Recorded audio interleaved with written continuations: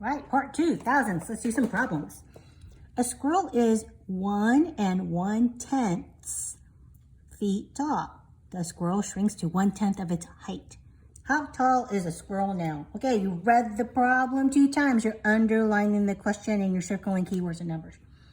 Okay, started off at 1.1,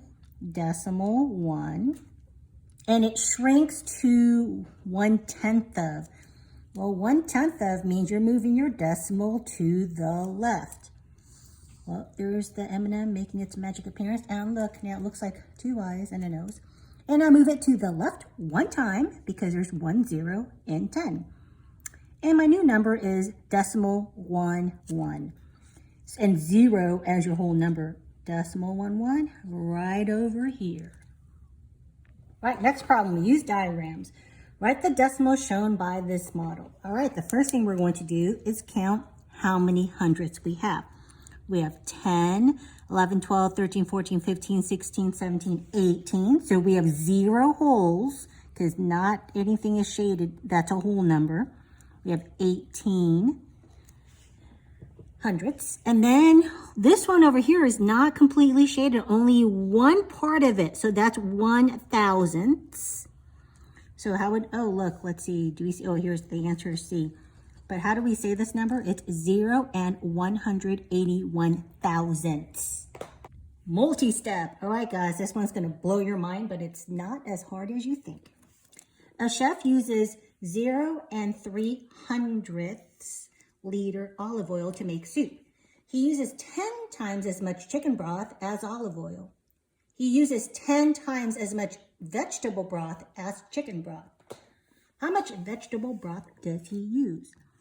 Read the problem twice, underline the question, and circle keywords and numbers. They want to know how much vegetable broth.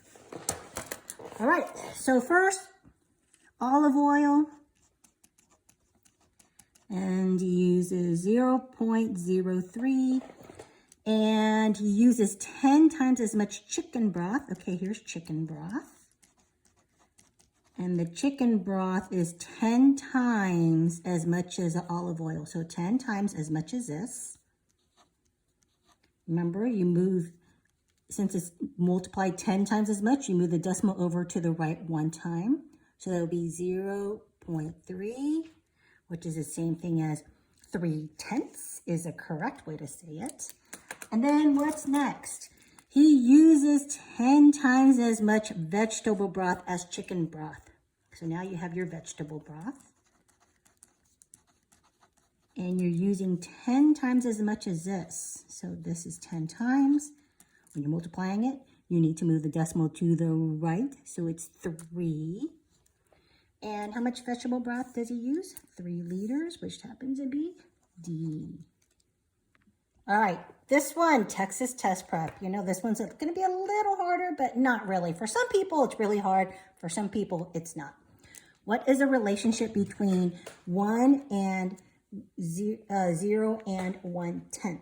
Okay, if you remember, you see the word is and of.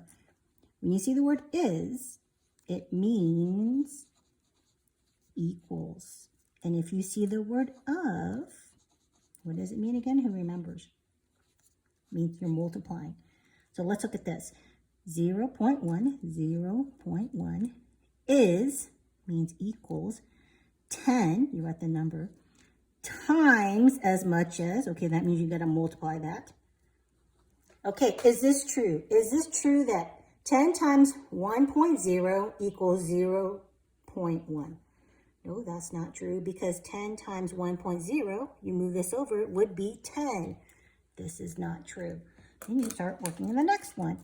1.0, which is the same thing as 1, is equals 1/10 of means times 0.1. Is it true that 1/10 times 0.1 is 1? That is not true. Let's do the next problem.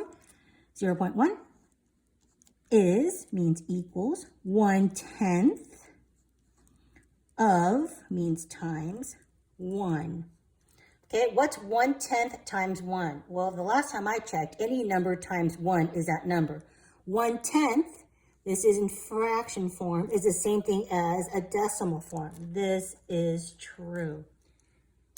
Okay, now I would really do the last one just to make sure that I have the correct answer. 1.0, which is 1, is equal to 0.1. That's definitely not true.